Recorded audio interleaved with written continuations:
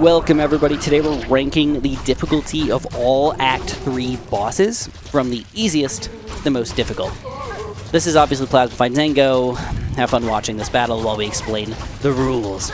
So difficulty is going to include not the run back necessarily, but I might mention it a little bit. But it will include things like if you have to fight enemies while you're fighting the boss, because that just seems fair. I'm gonna be honest with you guys and just say that obviously we may not agree on everything. For example, this is one of the ones that I think some people might think is weird to put this high up on the list. It's pretty fast attacks overall, but honestly it just felt easy because it had such a low amount of health. That was the main thing for me. Low health, easy to heal up with a lot of time in between. The attacks, honestly, really not as quick as you might expect for lightning attacks, you know? So, even though the screen was really taken up by a lot of stuff, you kind of just got to sit there a lot of time and just jump, attack, attack, attack. Next up, we've got Gur. So Gur is not difficult by himself, but getting to this point was kind of difficult. It was like a long run through all over the place. So if you ended up having very low health to start this fight, I could see how it could be tricky for you. If you've got full health, though, Gur ends up being pretty overall easy because the random things that they're throwing don't really get in your way much. Like, sure, you got to be a little bit more careful about, like, just running across the screen everywhere, but for the most part, just kind of wait for them to fall down, attack them a couple times, jump at them a couple times, wait for them to come underground, and just jump back up, and you can run back at them and attack. So, overall, it was a reasonably easy fight. I definitely beat it on my first try for sure. Next up, we got the Pale Stag, which was, in my opinion, the most underwhelming fight in the game. I didn't like it. It's a different fight, though. I'll admit it. It's a very different fight compared to what we're used to, because this is a very defensive fight.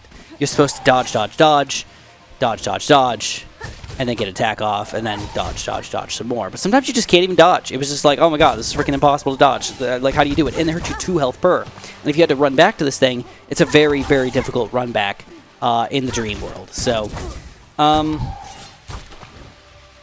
it was difficult, but not super difficult. If you're willing to just be a little bit defensive, you should take it down your first or second try. Next up, we got possibly the best fight in the game, the Bell Eater. I love this fight. Everything about it was good. It was the first fight of Act 3 that you probably got to play, because of course you're going to be fast traveling. Has the best ending of any fight, by the way. But what they do is they give you a lot of room to do attacks, right? So you can jump at this guy right from the get-go, get a couple quick attacks off, jump to the other side, get a couple quick attacks off, jump right back. If they do end up hurting you, you just run to the corner and you heal up real quick, and you are totally good. So, overall, it's a very good fight, and like I said, best ending of any fight in the game. Next up, we got the Court of Crows. So, again, we have to include the fact that we do have a pre-fight here. So, these enemies are actually pretty difficult, to be honest. Like, they throw things all over the place. They're hard to actually get to attack, and you might waste a lot of your random throwables to, like, make sure that they're going to die here. Plus, they got a lot of stuff on their heads, so you can't just jump on top of them, which is kind of annoying, right? You can't just pogo off their heads. In addition, you're going to be fighting multiple enemies while fighting the boss at the same time. So that can make it even more difficult. In addition, he can just randomly jump to the corner and get you literally trapped in the corner here.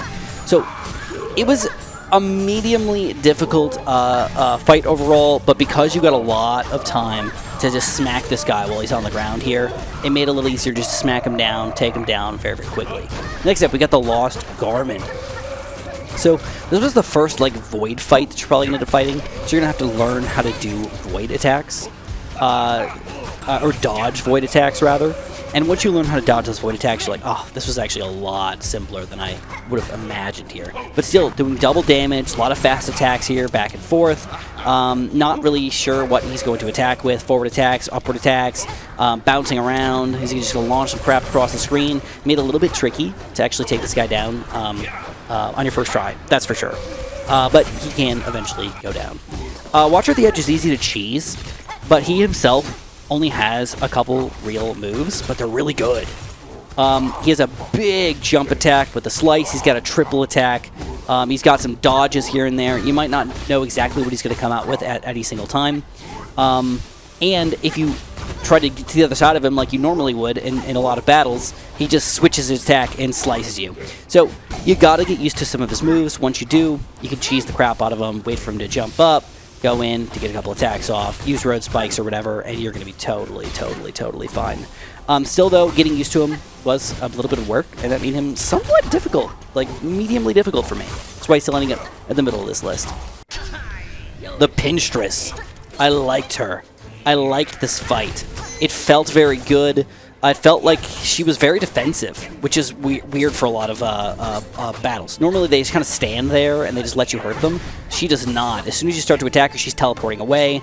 She's going to jump if you try to attack her while she's flying, she's going to, like, fly away. So she is not letting you hurt her, while also trying to hurt you. Definitely an interesting fight for that matter. And then also, on top of that, you would think that dodging the charge-ups would be super easy, but you still want to get close to them and try to attack them at the same time. So getting enough damage off while that's all happening is definitely tricky. Overall, I like the fight. It felt like a very fair difficulty. But now the fights are getting trickier. We're not just walking in and taking these guys down first try most of the times. Crust King Khan. This guy was beefy. He is a meat log of a boss right here. Everything about him is just meaty. He wants to fall on top of you. He wants to do stuff. Luckily, he does choreograph his moves pretty well, or telegraph his moves pretty well, so you know exactly what's going to come. So the coral is not usually going to be the thing that hurts you. Usually. It's usually going to be him jumping at you or trapping you in a corner in a weird way.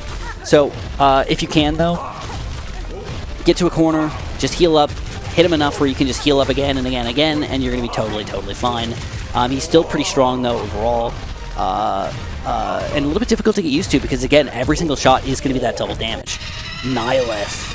So, for me, this fight ended up being not that bad. It also felt really epic. Like, the music and everything was just so good for this fight. As far as difficulty goes, they gave you a lot of room to attack. If you're good at jumping on walls, there really wasn't that much that could go wrong, besides not being quick enough to get to the other wall in time when she does her big pollen attacks or whatnot, because it's huge. It takes up literally like 80% of the entire play area right there. It's just freaking huge. It's hard to dodge that puppy. But even if you get to the other end, you're like, oh my god, it got me by the tip, man. Just the tip got me there. Either which way, it was a good fight, a well-fought fight, and now we're getting to the tricky fights in the game. Shrine Guardian Seth.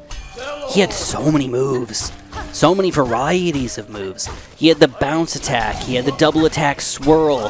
He has the bounce that the forward shoving shield attack. He has the triple forward attack.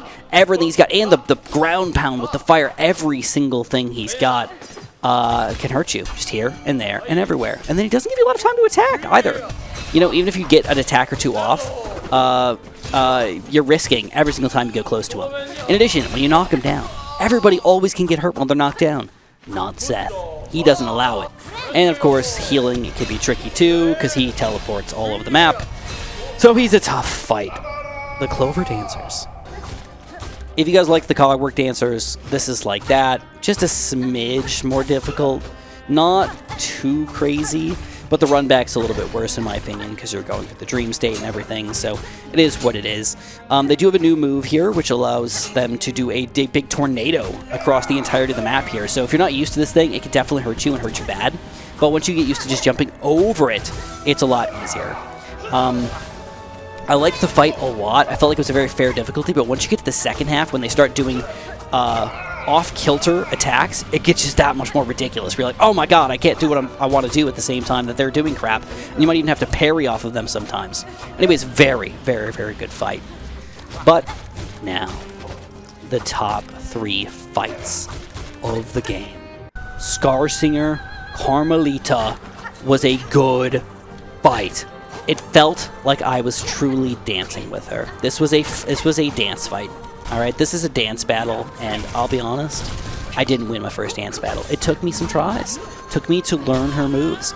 Once you learn her moves, it feels good though. It feels like you could really it feels like you're winning when you're actually doing it. Like a lot of boss fights, I'm like, I'm slowly losing.